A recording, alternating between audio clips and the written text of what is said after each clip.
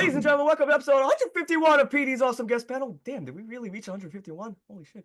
Now, before we introduce tonight's legendary guest star for this evening, I would like to introduce tonight's co-host for this evening, all Power Ranger enthusiasts. First of all, my dear buddy, Mr. Christopher Patty. Hey, yo. And by the way, how many times, Chris, did we talk about how you are the Ed McMahon to my Johnny Carson? Did you still patent that hey-o? Because you can't say hi-o, but you can say hey-o, right? I still need to pony up the cash. Yeah, talk with the patent office. I want to say they're probably charging somewhere in the area of like $500. Woof! Good luck with that. And also introducing tonight, we have from Jolly Old England, Mr. Kwame Jacobs. Yo, so guys. So good to have you, Kwam. Yeah. Also tonight, joining us, we have representing Morphin Fitness, Mr. Rob Dunnan. Robbie. Hey guys, thanks for having me. Good to see you, buddy. Also, what's up, Karim? Thanks for coming on. Of course, big man. Appreciate being here. We also have joining us tonight from the land from down under, Miss Jessie Devine. Huh? I love your, you know, I'm going to say this every episode. I'm going to sound like a broken record when I say this, but I really do love your optimism. I really do love it. Thank you. You don't sound like a broken record and never will be. Thank you so much for that. Also, tonight joining us from one of my good buddies, too. I call him the prop man because you've seen this man's work. This guy can make replicas like of anything Power Ranger related. It will blow your mind. And that is Dan the Prop Man Romano. Hey, Pete, thanks for having me. Karim, always great to see you as well, and just glad to be here. Pleasure as well, my friend. The pleasure is all mine. Now, we're going to introduce the man of the hour. Literally the hour. My guest star tonight is not only a Power Ranger legend, but he's also the star of the miniseries Mighty Morphin Alien Rangers as Central. If I pronounce that wrong, please correct me. My guest at this time is the legendary Mr. Karim Prince. Hey. How are you? I'm doing great. Well, first of all, I want to say I appreciate and grateful for the opportunity to be on this podcast. I know it was a long time in waiting, and you've been very patient with things, and I'm just grateful to be a part of this show as a guest star. And whatever questions you got, I'm here and open to share. Absolutely. We're gonna get into the questions, sir. And let me just say too, like on screen, you play a hero, but off screen, your last name speaks in values too, because you really do have the heart of a prince. Oh, praise God! I appreciate that. Heart of a king. Let me promote you there. Heart of a king. Hey, well, I appreciate it. Jesus is King of Kings, so I'm just a little mini one. You know what I mean? A little miniature. You're the man. But my first question for you, and this could be a typical cliche question, and I ask this to everybody too, and that is, how and when did you get your first big break and or start into acting? Take us there. Absolutely. Well, you know what? I really think I was going back to kind of like the archives of my acting career. And I really think Power Rangers was probably officially one of the first roles that I ever got. It was one of the most exciting. I mean, obviously, I grew up with Power Rangers just like you guys did. So to be able to have that opportunity was great. So I think Power Rangers was actually one of the first official roles that I ever had. So pretty cool. Very cool. And might I remind you too, you were actually the second Blue Ranger too, because of course David Yost was the first one, but then you became the second one too, like in history. So when people look at history, people could say Karim Prince was, one of the top, in the first Blue Rangers that in Power Rangers history. Absolutely. I'm grateful to be a part of that lore. It's so cool, sir. Dan, your question. Are there any behind the scenes stories you can tell us? Yeah, well, you know what?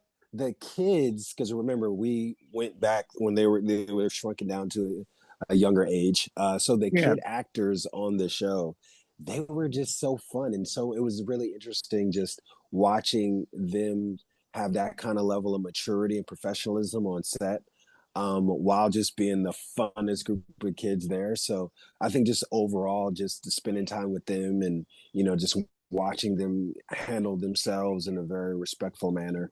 That was some of the funnest experiences when we weren't shooting, just to see them, go from kids knowing their lines to just having fun and, we all goofing off together and stuff like that. So it made it a much more fun set to have them around, both on camera and off.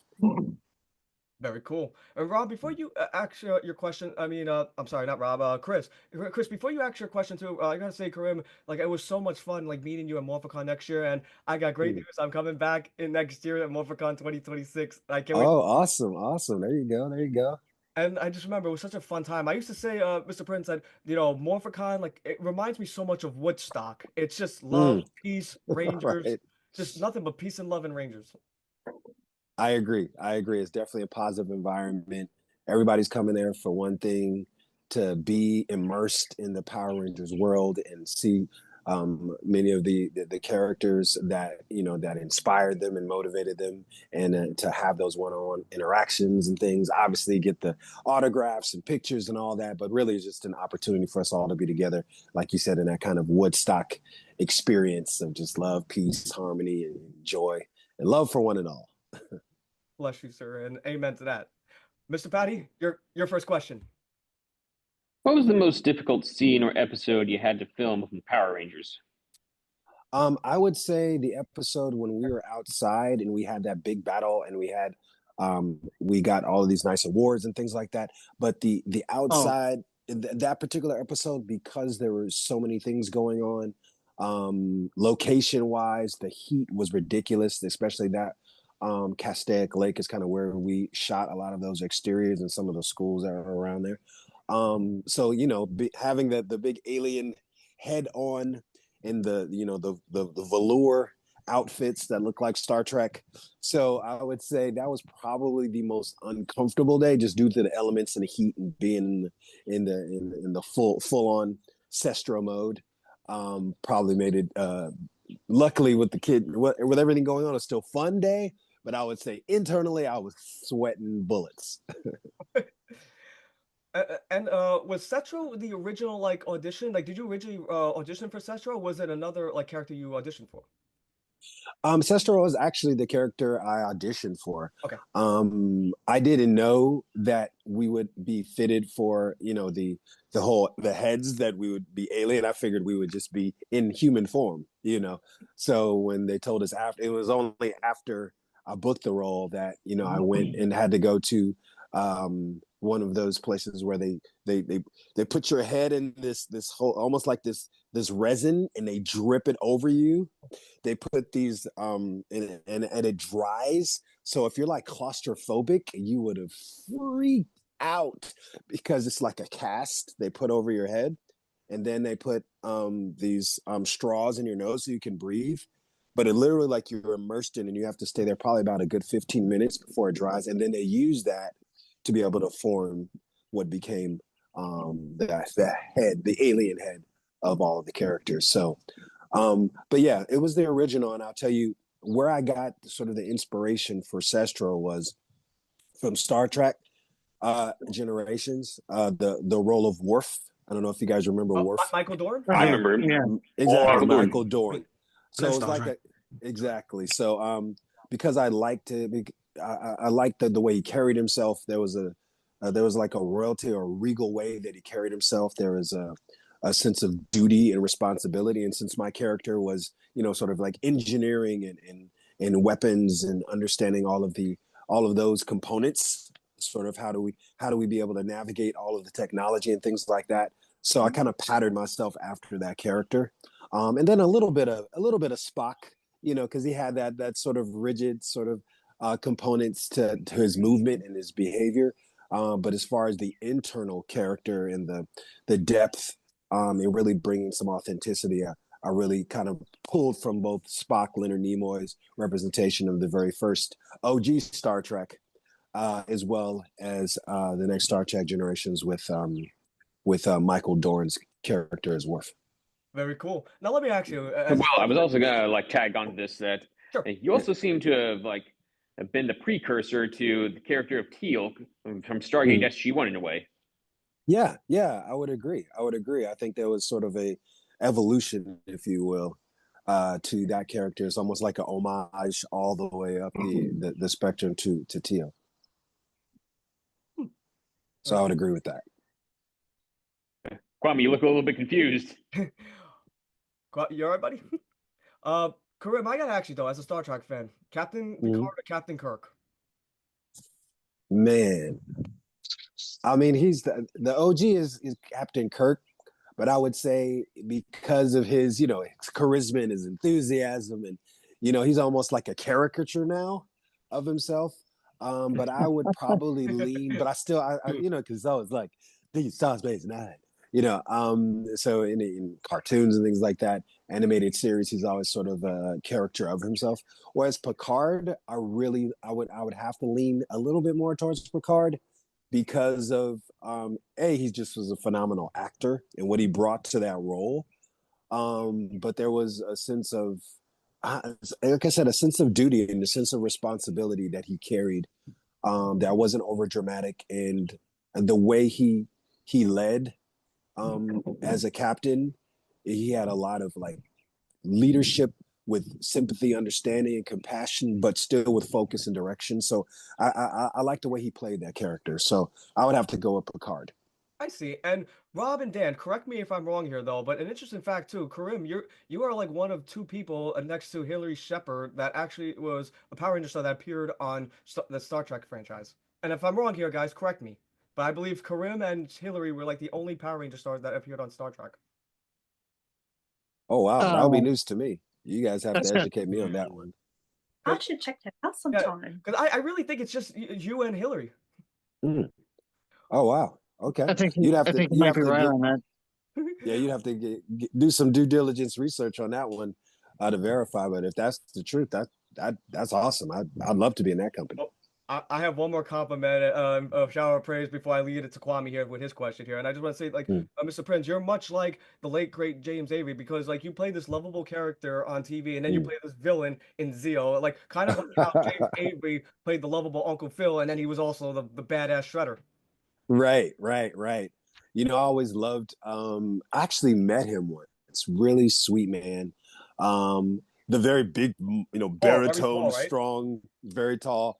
But when you met him in person, he was just lighthearted, and it just goes to show you the magic of acting. But I really love the Uncle Phil character. Me too. And what he brought to it, and then how he flipped it with Shredder. So, yeah, like as actors, you gotta. I mean, as humans, we have all sides. So to be able to play those authentically is just tapping into our own humanity and the frailty on both sides. So. Amen. Guam. And fun little fact about him: he did a couple of voice on Real Ghostbusters on a couple of episodes. Yeah. No major really? characters, but he did a couple of like ghost voices, and it's him because, like you said, he's got that voice. Yeah, it's so You distinct. just know it's him. You know what I mean? Exactly. Totally agree. Yeah. Kwam, you had a question, right? First question. Oh, there we go. Speaking of Star Trek, it's a good thing I was watching Star Trek days ago.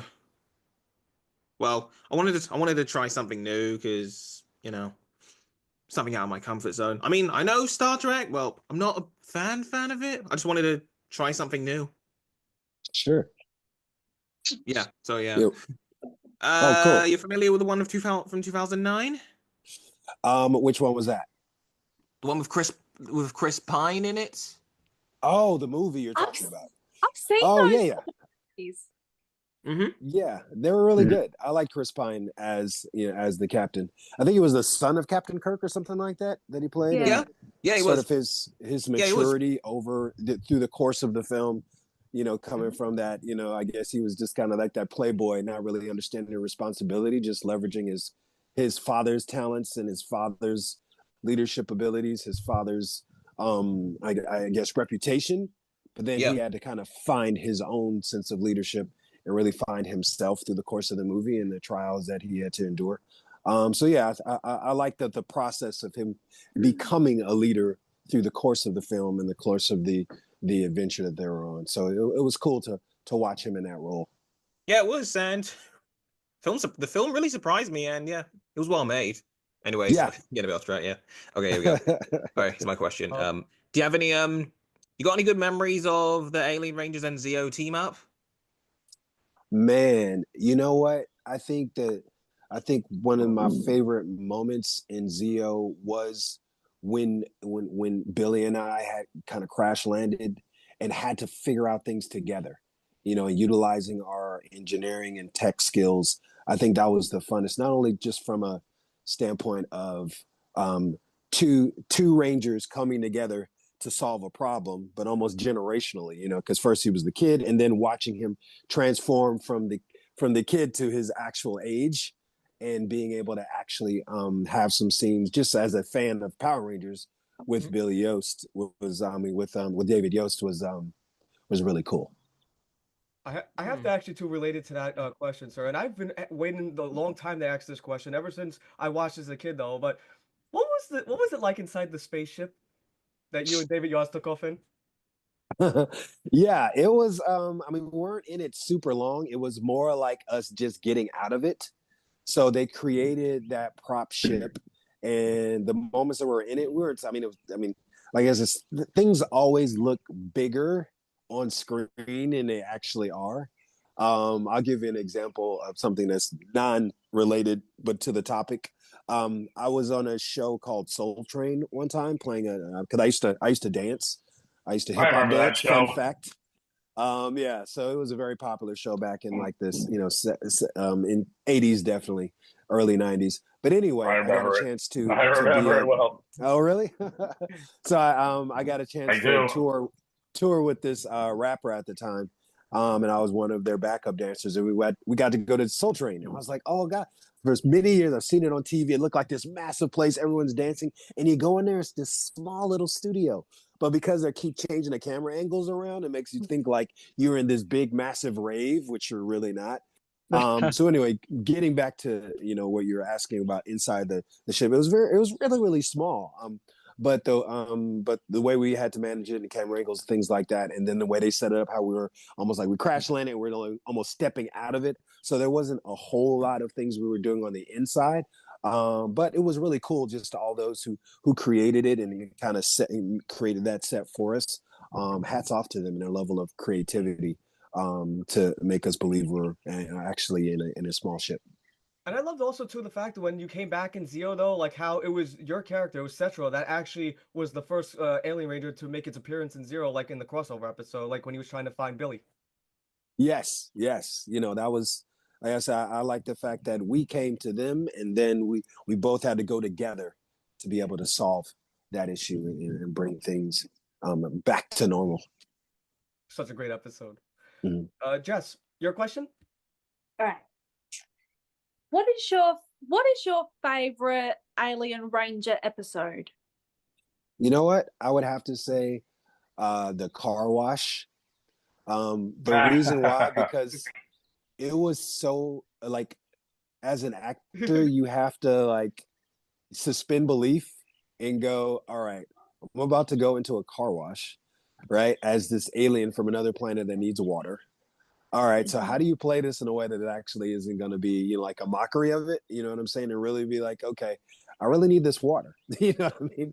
And just the fact the fact we're literally at the car wash doing this just made it like a fun episode. It was just like a lighthearted, fun, kind of wacky sort of thing to do, but it was actually fun to actually film it, and just the actors, that all of us as Rangers just playing it together and just really going for it and committing to it, made it a fun episode to film. That was a great episode, and I love the one. I'm trying to remember the episode title of it, but you guys had the best, clapping though, because I remember you guys clapped in rhythm. You're like, right? I thought that was cool. Exactly. Yeah, we had to have a little Rhythm Nation moment there. Now, you've worked on so many projects aside from Power Rangers, and this is going to lead to our next question too, which Rob was very curious to know about as well. So, Robbie, your question for Mr. Prince. Good. Go ahead, Robbie. Yeah, so some behind the scenes stuff. Like, can you share your favorite behind the scenes moment that you had during filming or off site somewhere with anybody? Are you talking about Power Rangers specifically? Well, you said you want to. Yeah. With your time during the show, like any really one big behind the scene memory really stick out to you? Yeah, I think when we took our first group photo together, our hero shot, and we had to come up with all of our own unique exactly morphing components, and we had, because that was the thing we came up with. The writers didn't come up with that. We had to come up with our own.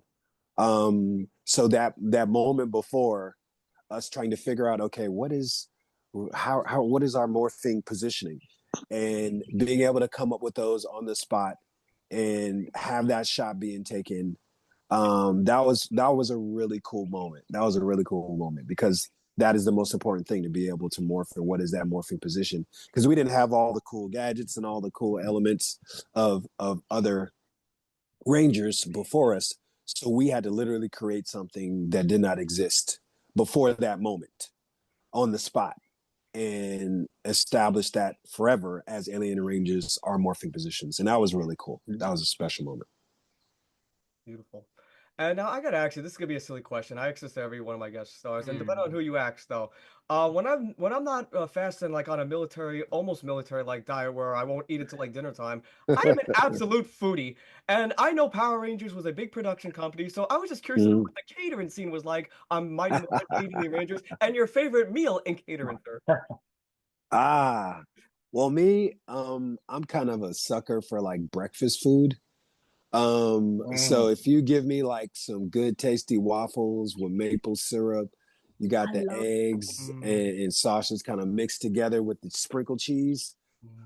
Give me a little orange juice on the side. So I was always kind of looking for the breakfast, especially because we had to get up super early and get to set and have to put on the alien head and all of that. So I mean, my drive in the morning from the valley all the way to Castaic, I'd be up at 4. So, sitting in my trailer and then just smell the wafting scent of pancakes and eggs and just the bacon just marinating in my nostrils woke me up. Sounds like heaven. The aroma. Yes, the aroma. Yes, yeah. So going to Crafty and going to because they had the truck out there. Obviously, I have the craft truck out there.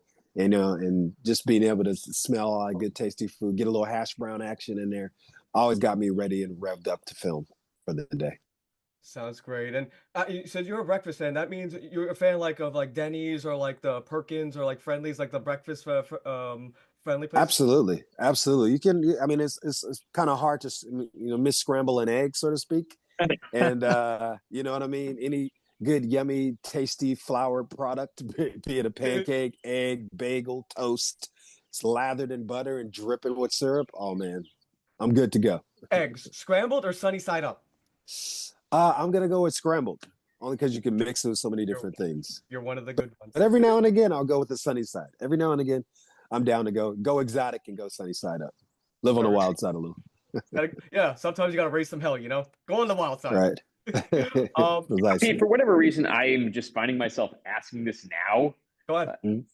But what exactly is your impression of like a military strict diet? Basically, I mean, Karim? Go ahead. No, you go first. Oh, for me, like I was just gonna basically say like fasting until dinner time, but I'm curious to hear what Mr. Prince has said. Well, Pete, I'm gonna tell you right now that in the military, you don't really fast until dinner time. And we actually have 3 meals on the weekdays. You got breakfast, lunch, and dinner. And on the weekends, you got brunch and supper. So, yeah, you're actually pretty well fed. They never really starve you. And even in basic training, I had to deal with it and trying to finish my food when I couldn't.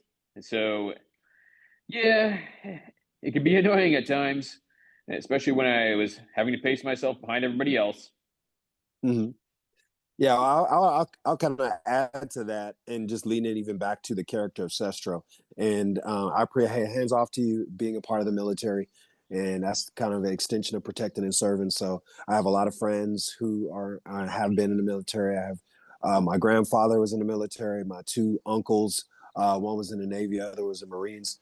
So hats off to the military. And getting back to my character, part of who my character was, I actually took from a military positioning. Again, Worf being that wartime ready to direct action to protect. So a lot of sort of my mannerisms or my thought process and a sense of duty that a person in the military would have, I kind of carried into the role of Sestro. Basically being strict and disciplined. Yes, disciplined and focused, and then being able to focus your attention in times of stress. Obviously, with all the battles going on, good versus evil, can you keep your mind sharp and ready to be on the attack to protect those you love the most? Calmness under pressure. Exactly. Precisely. Calmness and confidence under pressure. Plus, to be fair, you played one in Malcolm in the Middle too. Weren't you a drill sergeant? Yes, Exactly. I was. oh yeah. You were great. Yeah, I would sometimes lead the teams, and I was always the one working out, and had that kind of drill sergeant mentality for sure. I gotta actually. Go ahead, Stan. I'm sorry. Real quick, did you hear they're rebooting it? And have they asked you to come back for the Malcolm in the Middle reboot by chance? I've heard I about haven't. Yeah, I hadn't. This is my first time hearing about it. If they did offer me to come back, I would love to play that character again. That would be good fun to see. Stanley, where is he at now? You know what I mean? So that would be kind of interesting to revisit that if they reached out to me for sure. And by the way, like it said, what was it like appearing on Malcolm Middle? Like, just because it's like your on-screen appearance is totally the opposite of how you are like real life. You're very cool and mellow and friendly. Like, and then you have to play like this loud, disciplined, actory guy. Like, was it a total contrast for you to play a different like personality? Right. No, I was asking, was it different to play like? Yeah, it was interesting because, yeah, very much so different. In the process of going through all of the auditions and things like that, one of the notes I was given by the co-creator of the show and main director, Todd Holland, he was like, don't put anything on the words, as in just say them without any emotion, any attachment to it. Don't add any flavor or personality. Just be the straight man, So when he gave me that note and I went back into the room and played it without any emotion, any tonality, just very monotone, almost like Bueller. That's when all the humor came, So it was interesting playing a role that seemed to not create any humor at all, and less was more. So it was a really cool lesson for me, and I think in life too, that sometimes less is more. Sometimes less is far more effective than more, depending on the circumstance. So yeah, it was definitely. Go ahead. I said, needless to say, you weren't necessarily like impersonating Ben Stein's demeanor and wordisms and stuff like that. Right, exactly. And I think, I think what you can project is far more than just the tone in your voice. Just from an acting standpoint, that's why with you give close-ups on cameras and things like that. Is what you project out of it that brings the intensity. That you don't have to generate it. Just simply being on screen, the camera will capture that. So it was a good lesson, and let the camera do the work too. And you just trust the writing and trust the direction that it will convey what it needs to. And we're just a part of the paintbrushing of the artist. We as actors, that's all we really are. There's the picture that the director has and the writer has, and then we just play our role in that. We're just like a brush stroke on the canvas, so to speak. Beautiful analogy. I want to ask you too, like also as well, like you worked on Boy Meets World too. What were your memories working on Boy Meets World? Oh, that was actually kind of cool. Well, first of all, it was one of the first time I ever had to sing, especially during the audition process, and then getting to set, meeting all the actors, meeting like Topanga and all of those guys. It was really cool. They were very gracious. The whole cast was gracious. Savage was great. Everyone was very supportive and encouraging. And at that time, that was a pretty big show, pretty popular show. So to be a part of it as a guest star was fun. But I would say that was one of the more unique experiences I've had as an actor on a television show to sing. So that was something I'd never done before. So it was fun to try something new on camera, on screen. Very good performance, by the way. And I'm not the only one here that, loves to ask the fun questions here. Kwame also loves to have fun here, too. And there's a question that he always asks to every single Power Ranger guest star before he asks his serious question. So he has a fun question and a serious one for you. So go ahead, Kwame, and ask that question for Mr. Prince. How does it feel to be a legend? A legend. There it is. Oh, man, that's funny. I don't know about a legend, but I would say I'm grateful to be a part of the Power Rangers family, the Power Rangers legacy. And, like you said, being the second Blue Ranger ever as an African American, the first Blue Ranger as African American, to be able to play that role, and an Alien Ranger too. So there's a lot of firsts there, and to be a part of that history from the Power Rangers lore is really special. So I'm very grateful for the opportunity that I had. That's good. But there's just one thing that's been bugging me. Mm-hmm. Well, okay. All the other Rangers have their morphers. I know the Alien Rangers wanted to be unique. I can respect that. It's just, your Sentai counterparts, why couldn't you guys just have those morphers instead? Or unless Saban didn't own them yet? I don't know if it was like a patent infringement or, there would have been some legalities to it, but I 100% agree with you. I think it would have been really cool for us to have morphers like all the other Rangers. But I would say it does allow us to stand uniquely apart in the lore. Yeah. To be able to, create our own, just like literally, no one else has ever done that. Everyone else has had morphers, and we were the first to be able to just literally create our own on the spot. Yeah. So I would say we were uniquely placed for that, man. Yeah, exactly. I think the main thing was is that they wanted to create a link with the main Rangers and the Alien Rangers with the ninja powers, because the Alien Rangers had their own ninja coins. So that could have been another reason why there was no morpher and you created your own pose, just linking off of your coin. Yes, I love that. Yeah, I would agree with the us coming from the Ninja, the Kaku Rangers. Yes, I would say that would probably be an homage and a connection between the two. So I would support that too. I like that. I like that version. I'll take that. Same here. Yeah. Really quick, I'm in the minority that loves Alien Rangers. I think it's so underrated. Thank you. And it's like you guys had the simplest morph too. It's this, and then just blue Equation Ranger, and it's just that. But I just love it. I love like a lot of people forget that's a part of season 3, and what it was the transition into Zeo, and I just I love it. Well, I'm glad you brought that up. It's much simpler in the Super Sentai series itself. Correct. Yes, absolutely. Well, I wanted to bring this up too because Dan brought up a really good fact too, that the fact that it was part of season 3, but some also consider it a mini series. And when I had Alan Palmer on the show, it's 10 episodes. 10 episodes. And when I had Alan Palmer on it, he agreed with it. I was curious to know how you felt about it, Mr. Prince. Do you think it's a mini series?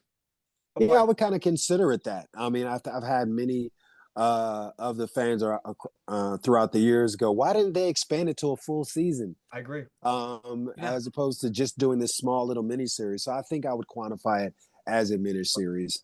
And I would say also just the fact that with just those 8 to 10 episodes to still have impact within the long lure of Power Rangers throughout the literal decades. And we're talking from, what was that, the 90s all the way to 2025.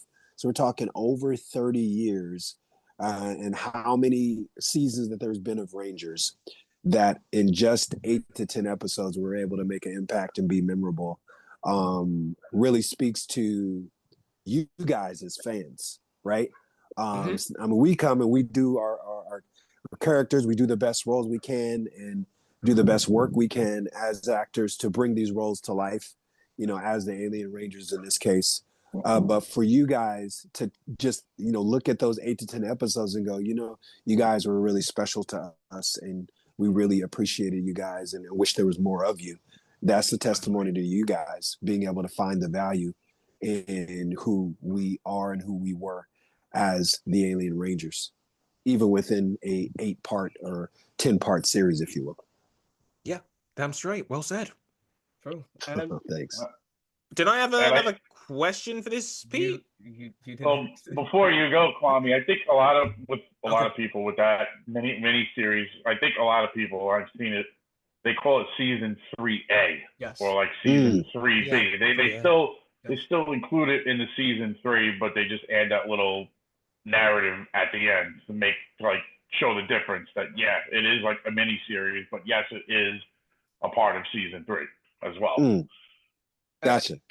And Kwame, before you ask I'm sorry, Mr. Karim, I apologize. Oh, I was just going to ask, So I can ask a question to you guys if you don't mind. Of course. What is it? What is it? What was it about the Alien Rangers for you guys? If you could just kind of go through the panel, I'd be curious to know that made them special for you personally. We'll go left from right. So I guess I'll go first. So for me, I would have to say, Mr. Prince, it was the fact that it was the first ever like non-Mighty Morphin series. Yes, it was part of season 3A, but it was the first, mighty, like not Power Rangers, but it was Alien Rangers. So it set this a bar right there. And also because it was actually your season, like Alien Rangers, actually was the first ever crossover. Like Mighty Morphin and Alien Rangers was the first ever official crossover in Power Rangers history. Awesome. That's great. What about you guys? What do you say? When you say it like that, that is a good question because, okay, let's see. I like the uniqueness they have in Alien Rangers. Like, I really, really do in what they've done. Like, it's got good storytelling, even though, yeah, I do wish they had more screen time. But I mean, I understand what they were trying to do because our current Rangers would turn into kids and it would have been too dangerous for them to fight. So, of course, they had to get, temporary reinforcements. And that's where the Alien Rangers filled the part. Gotcha. Yeah, I'll say with me, I like the uniqueness that they do, especially when they're at that water park. I've got to say, right, that must have been your most funnest episode you've ever done. 30-foot bulk. Right. Exactly. Yeah, it's a lot of fun to watch. Just so every time I see that water park, and I'm like, I wish I was there. It was fun. It was a lot of fun. Yeah, that did look like a lot of fun. I remember being a very jealous little kid. Yeah. Even though I wasn't there in the 90s. Gotcha. You still experienced it in the present, right? Yeah. Go ahead. And Jess weren't born yet. Yes. So when you did watch it, tell me more about what was it about the Alien Rangers that made an impact. Who is next to answer? You want to go, Dan? Yeah, because I'll go next if that's okay, or Dan first. Oh no, Rob, you go first. Okay. I know with me, I just love the suits. Like I love the whole ninja. Yeah. I love the ninja aspect of it. And then like later on, like when I finally got to see Kaku Ranger, it ended up being one of my favorite Sentais. So it kind of made me appreciate like that whole season even more when you rewatch it. So I just love the ninja theme, and it was kind of, we didn't know at the time, but it was like kind of like a little peek of what things were about to come, as far as like, all right, we're experimenting with new suits, we're gonna see some new powers. It kind of was just showing the future change and how things were gonna be. And it was just like, I thought it was like a nice transition into what it eventually was doing with going forward with the series in general. Awesome. And yeah, and it was different. We finally really saw some new suits for the first time, and just, first time that the Rangers were technically defeated and they had to get help from other Rangers. And that was my main thing with that. Gotcha. Great answer. How about you, Dan? Okay, for me, there's a lot of things, but I'd say here's the thing: it was different than anything else at the time, especially from Mighty, as we were talking with season 3. But I liked. It started off super dark. You have to remember, the Rangers were at their lowest. They were kids. They lost their powers. They had nothing. Zed and Rita were destroying the city in part 1, and just at that time you didn't know what was coming. Like, it was fun to not know, and it was still because nowadays everything is spoiled. You know what's coming. Back then, you didn't know what was coming. And also, what's interesting, I was a kid at that time, so the way they didn't talk down to the kid audience as a kid, I just relate a lot to that too. It wasn't stupid, and it was what else? Just, I love the action too, and the fights were that was when more the Alpha Stunt team came in, and it just everything increased and got better. Plus, just again, it ended on a dark note too, and just that was like you wouldn't think they would blow up the command center at the end. It wasn't afraid to take risks at that point. And as I said, it didn't talk down to the audience, and even you guys as aliens, like everyone was relatable. Like I'd say, I probably related to you the most, if I may say. Creep. I also love Raja Delphine, but just again, they didn't make you guys stupid. You know, because they could have gone.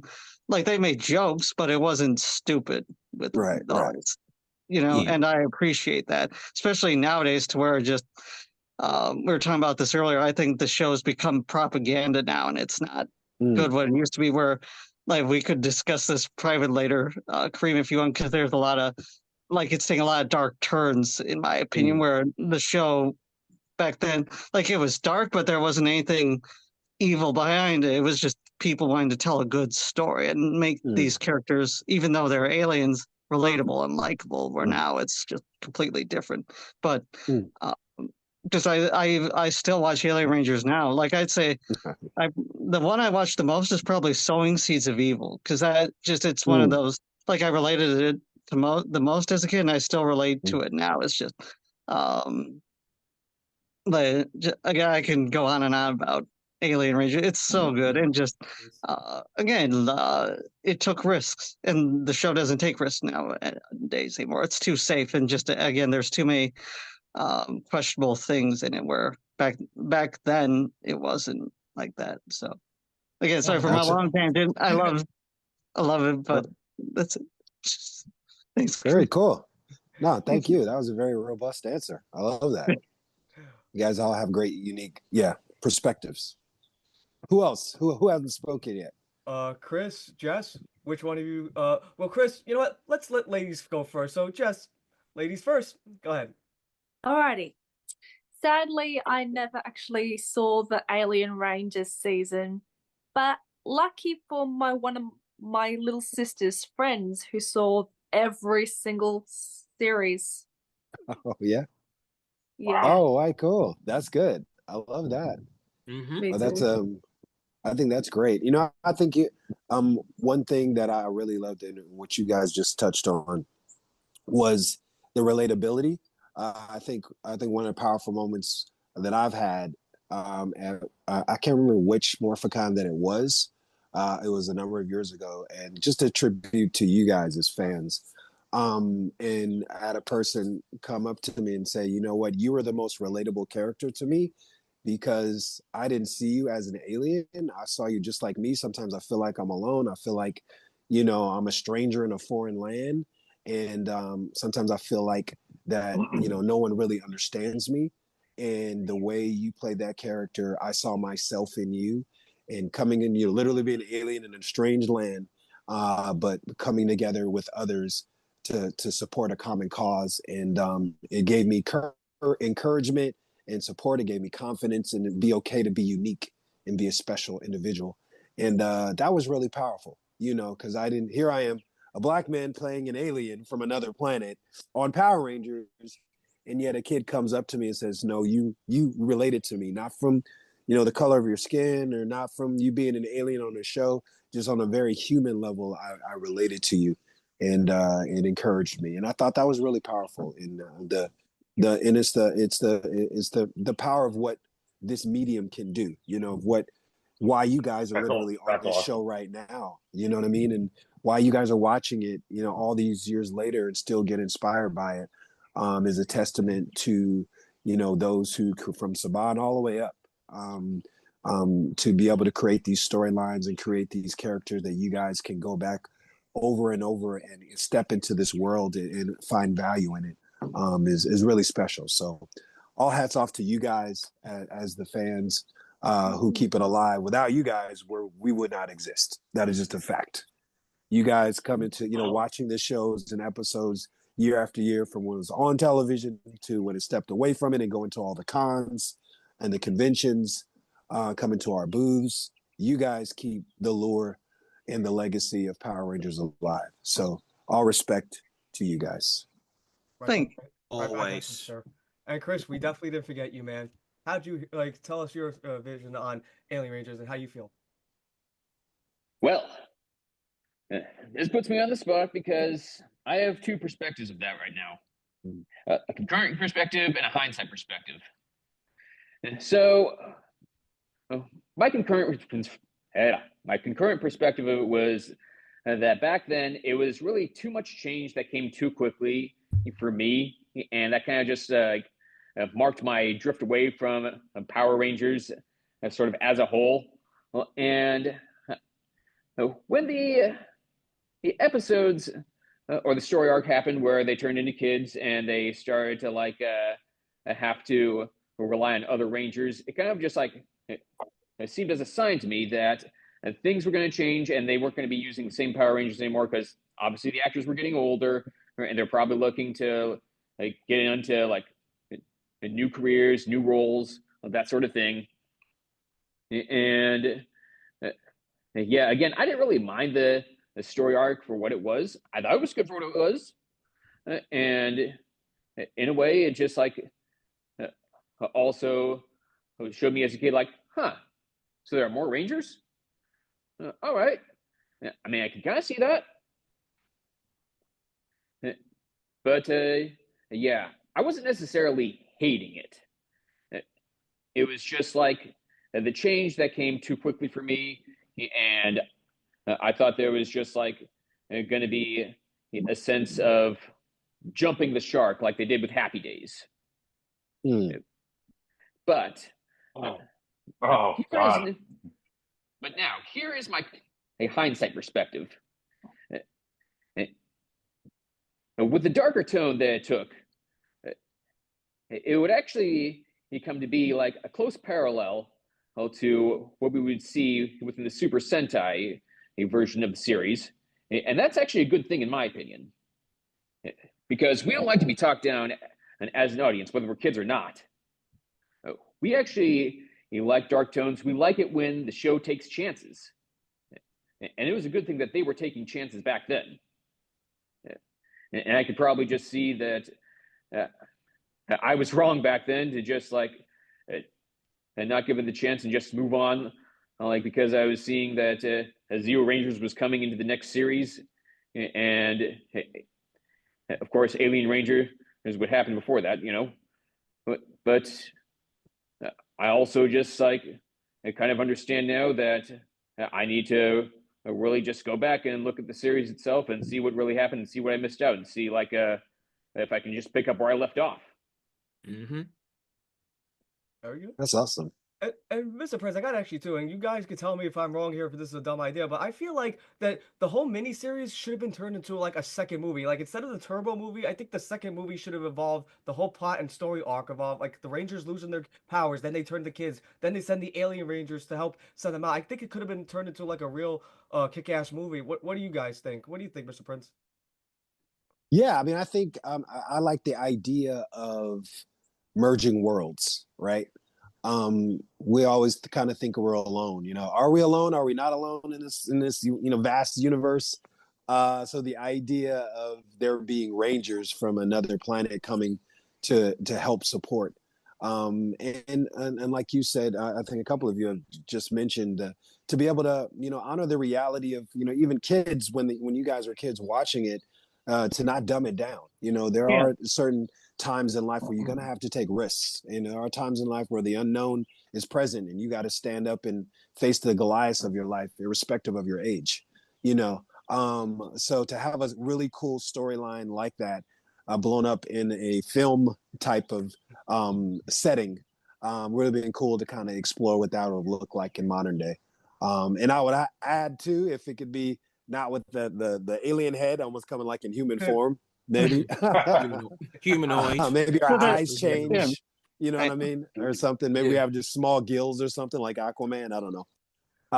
But I think it would be a cool kind of thing to explore. Definitely. Just really quick too, just wanted to say, because at the time we were growing with it, so it felt like it was growing with us, where nowadays they kind of, I get they want the new kid on, the new generation, but you don't have to talk down to them to make it relatable or get the new generation in. Just talk to them regular, and you'll get your audience back. And that's what I loved about Alien Rangers. It didn't talk to us like we were idiots. It was growing with us at that time. So it's it made the transition into Zeo then more comfortable, and just again made you guys cool and relatable. So just had to say that really cool. quick. Totally. Absolutely. We have a couple more questions before we wrap up here, and I know Chris wanted to ask this question as well because we discussed it earlier. So, Chris, one of your final questions for Mr. Prince. What life coaching advice would you give our viewers watching? You know what I would say? I mean, the world right now is, it can appear to be in an uncertain place, from whether it be government, whether it be your own personal life. And I would say, really just, God created you. God has a purpose and a plan. There's a reason why you're here in this world. Don't think that you just happen to be here. And I don't know no, there's a reason why you're here. There's a purpose for why you're here. And all the talents and abilities and skills and the breath of life you have, you're going to make an impact. And you just have to trust that God's going to direct you. You may not believe in Jesus, you may not believe in God, but know that there's a purpose in your life, whether you believe it or not. And your job isn't to try to force it. Your job is to trust it and let those things come to you. But if you stand in that and know that you're here to serve in a way that is very unique and special that no one else can do, you're just like your own fingerprint. It's not duplicatable. You're unique. That means everything you bring to the table in this world is going to be special and unique because you exist. And there will be never another one like you ever in this world again that will ever exist, because you're unique in of yourself. And if you trust that you were given a specific purpose and God created you in a specific way, that you weren't on some manufacturing table of humanity just getting spun out your mother's womb. No, he created you with a purpose. He saw you as such, and just trust that. And you're gonna if you trust it, you're gonna get through the dark times, and you'll see how you're gonna make an impact to change the world.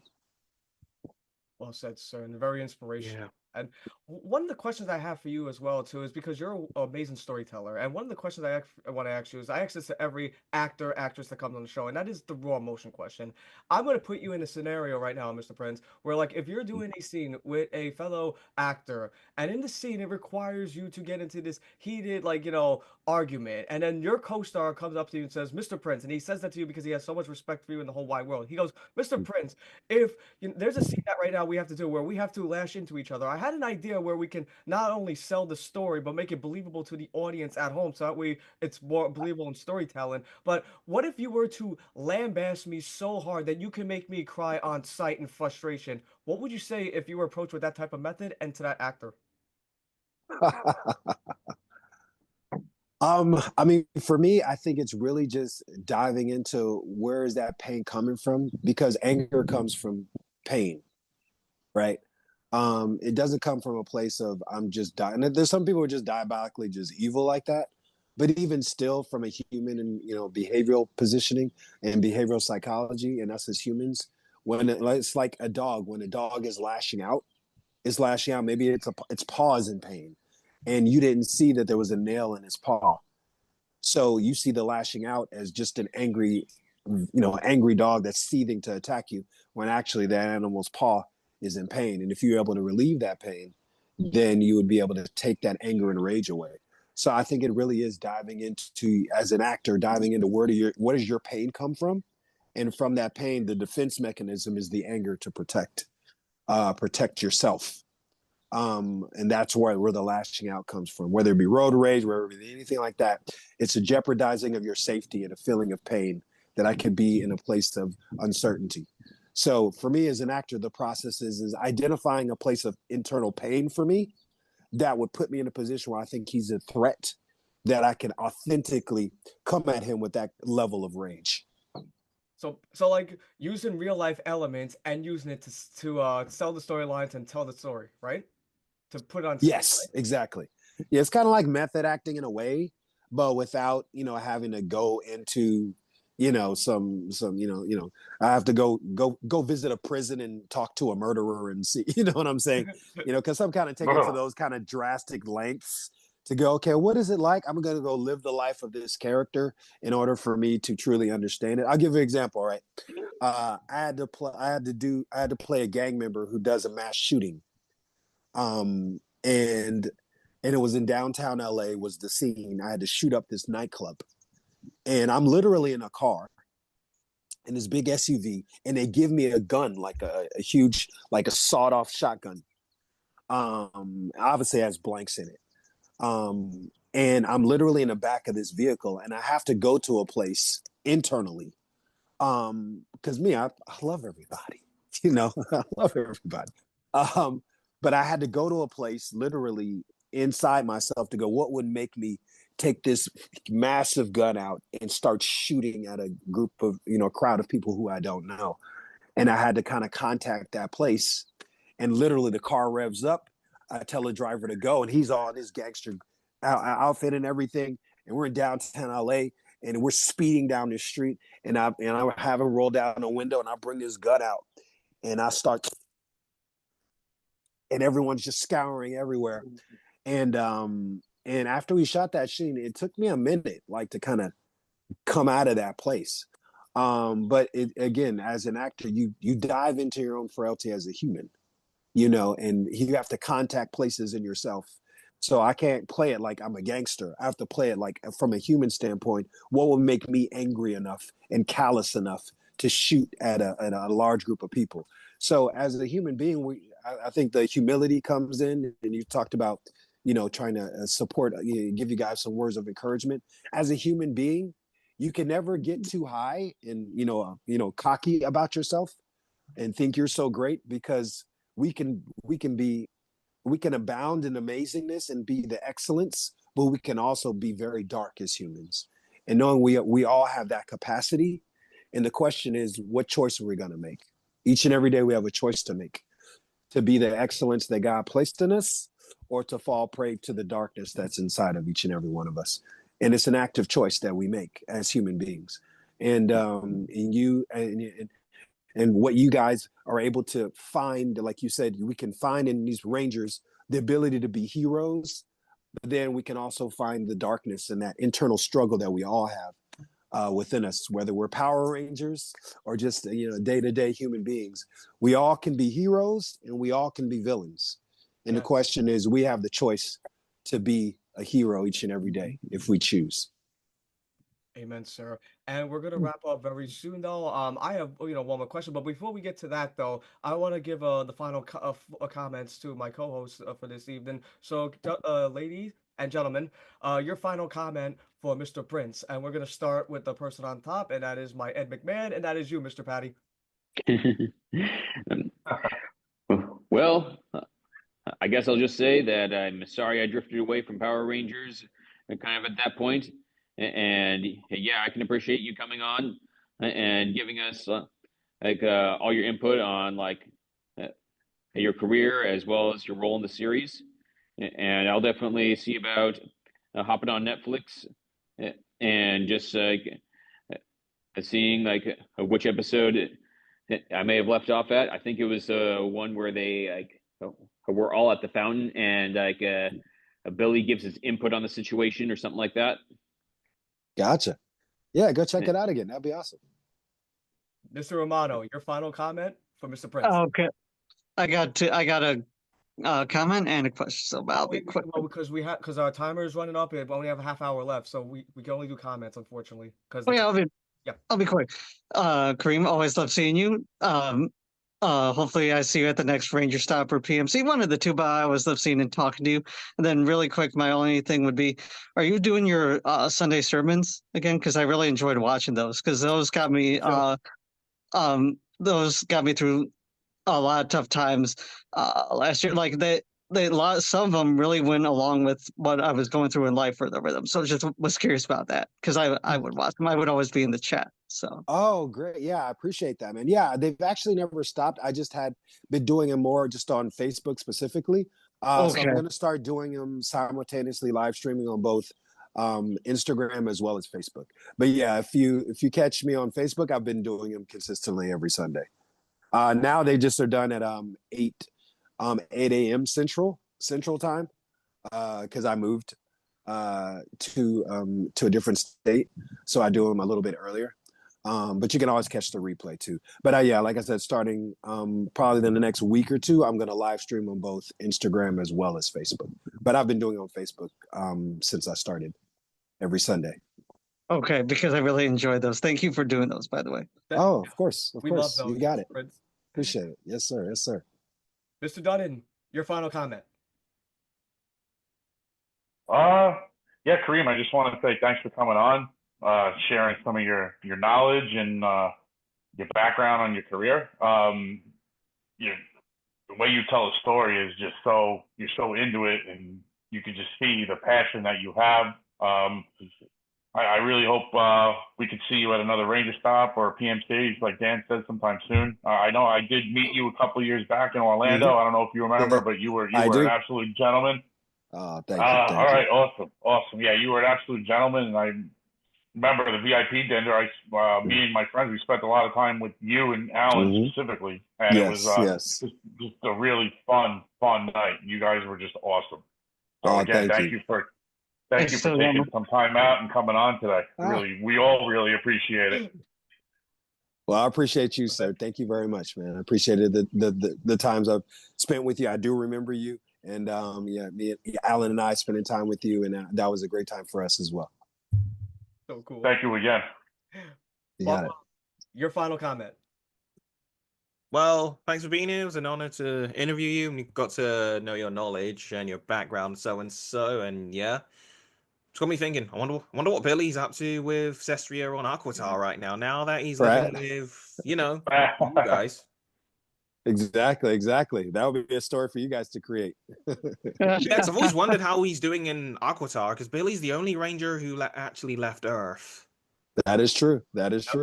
Yeah, like permanently, and then afterwards he came back after years later. Right. He was the Earth's ambassador on Aquatar. Yeah. That's right. Yeah. That makes sense. Yeah. That's right. Yeah, the Earth's ambassador. Yeah. So yeah, thanks for being here, man. Thank you. Appreciate you, Quam. Thanks. Isa. Vine, your final comment. Go ahead, Mr. Vine. Oh, it was great interviewing you.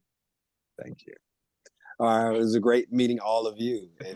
And to Petey's comment, you seem to be always bright and positive and in a great frame of mind. So always take that with you. Thank you. Awesome. And I'm gonna be lightning fast with this too, because I gotta meet my fiance and everyone else has plans today too. And of course you do too, sir. I don't want to take you from your schedule as well. First of all, like, I'm gonna say my question too, and that is, what's next for Karim Prince? And this is the part, sir. This is an open forum. You could talk about anything you want. I am passing the proverbial microphone onto you. The floor is yours, Mr. Prince. I mean, for me, I haven't really acted in many, many years. I mean, I may at some future point, because I mean, I love the craft. I love the art. I love, the opportunity to create art that others can watch and be inspired by. So maybe at some future point. For me, spiritually, obviously, I'm led to preach the gospel, and whether it's in the format of, doing it virtually, or if God wants me to, do it in a church environment in person. So, I mean, that's always going to be my main thing, is to spread the gospel and be a man of God. And, in my own frailties, I mess up every single day. I'm not perfect in any way, shape, or form, but to be able to glorify Jesus and glorify God. And then also in alignment with that is just to inspire others. I call myself a treasure hunter, in the fact that all of us have treasure in us, but not all of us see the treasure. And if I can in some way help inspire someone to see the treasure in themselves that they can offer and serve the world in a greater way that glorifies God, and, and allows them to see that they are special in the eyes of God, then that's another aspect of my mission too. Because everyone is special, and everyone has something special and a unique gifts in them and are a treasure to God. So it's just a matter of helping them find that and be able to serve that and bring that to the world, and bring that kind of love and joy and light of God to the world. The beautiful mission, sir. And let me say this too. This is gonna be my final comment before we wrap up here. I just want to say too, and this is where Chris and I kind of debates though, because this is where he tells me I sound like a broken record. I like to think of this as a catchphrase. When I say this, sir, it's like it's very unfortunate that you don't have the powers like the Alien Rangers do, but you do have this incredible gift, sir. This very powerful gift where you could take a 35-year-old fan and bring him way down here, make him feel like that 6-year-old watching Mighty Morphin Alien Rangers all over again.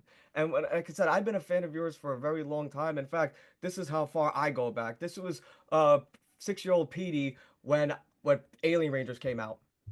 Me, Power Rangers, my fun. And that was me 20 years later. First day back at work with COVID, after COVID, the lockdown. Look at that. 6-year-old Petey. And then, of course, that's awesome. One more tribute for you, sir, that I did this. It took me literally 4 months to make, but this was what I did. It took me 4.5 months to make, but this is every Power Rangers team, ally, villain. I handcrafted it myself. It took me 4.5 months to make, but you are in there. I can't. It's hard to see. There's the villains and there's the whole Rangers from Mighty. That's amazing. Morphers. That's awesome, man. That's awesome. He works really hard on it. He does. I can tell. I can tell. The work speaks for itself. It's just how much passion I am about Power Rangers. I vowed when I was younger that I was going to do anything I can to pay tribute to the stars and cast in any way I can because I'm such a huge fan. That's how far I go back. That's awesome, man. Well, like I said, you guys are the real heroes. We're able to go and use our gifts to be able to bring these roles to life, but you guys truly are the heroes. You guys keep us alive every single year to more and more fans who catch on to the legacy of Power Rangers. And like I said, without you guys, having these kind of forums and podcasts, coming to the conventions, watching old episodes to present episodes, Power Rangers would not exist. Power Rangers would not be a thought, but it's alive and well because of you guys. You're amazing, sir. Would you be interested in coming on in the near future for a potential second interview? Absolutely. You call, I will come. I will respond. Just put up the Accretion signal, just like a bat signal. Put up the Accretion Aquitar signel for the Alien Rangers, and I shall return. Because you're such a multi-talented, actor, and we wanted to cover next time we want to cover your non-Power Ranger work because you have such a resume, sir, and we just want to cover your greatest hits. Plus, I'd love to ask your spiritual stuff too, because like as I said, the show. Again, people disagree with me here, and that's fine. But I think that Beast Morph, like he was just talking Beast Morphers, I think there's a lot of bad symbolism in it and what it's become, and just a lot of I'm sure a lot of especially during the Kung Flu, the COVID stuff. I have a lot of it hints a lot of things there, but we can discuss that for another time.